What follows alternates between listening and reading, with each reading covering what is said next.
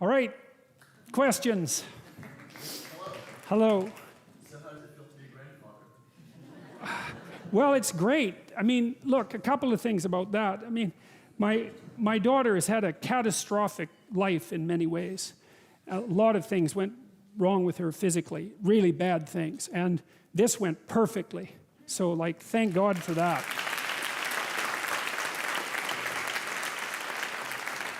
So then, and then the other thing is, I love kids, you know. Now, infants, well, you know, it's not, infants are cool and interesting, but I'm not sure exactly what to do with them, you know.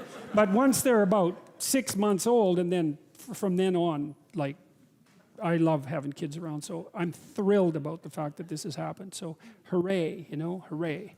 So, thanks for Yeah. that. So more as an aside, but what you said about not pushing aside the things of the day kind of made me think of Nike's motto, "Just do it." So that was, I thought, cool. But my question was that when you were talking about circumcision being a contractual relationship between sacrifice and compared it to a girl having a period, that didn't make a lot of sense to me. But also, it seems to me that it being a sacrifice requires some form of willingness, basically, from the one having circumcision. And I don't necessarily want to put forward what you didn't. You said you specifically didn't want to address as to infants not having any choice in the matter, but more in the context of it being a sacrifice. How does that? I think that's how a modern person would see it, and I think that there's some utility in that, but it's incomplete to some degree, you know, because one of the things that happens with God and Abraham is that God tells Abraham that he has to take care of his family, his children. Now the question is exactly how do you take care of your children, and the answer is sometimes you make decisions for them. Now you might say, well, it'd be better if they could make the decisions for themselves, and that's actually the case. So you might say, well, I won't bring my kids to church because it'd be better if they could make the decision for themselves. And that's what I did with my kids, you know.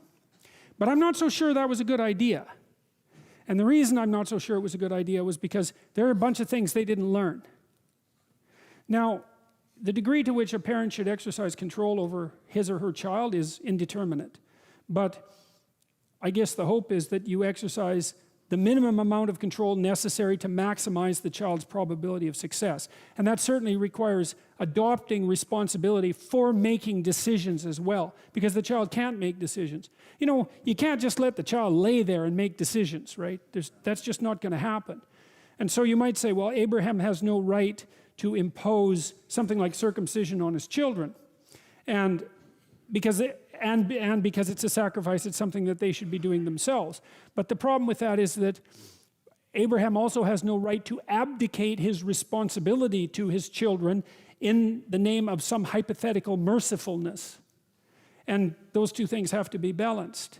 Well, according to the story, Abraham got the balance right because, of course, he's made this covenant with God. Now, exactly what that means in people's day-to-day lives, well, that's a harder issue. But I would say, I think in the modern world, people err on the side of, I don't know. I think they're more likely to err on the side of taking insufficient responsibility for their children, letting them be free in ways that aren't productive. That's how it looks to me, often because they're afraid of their children. So that's about the best I can do with that.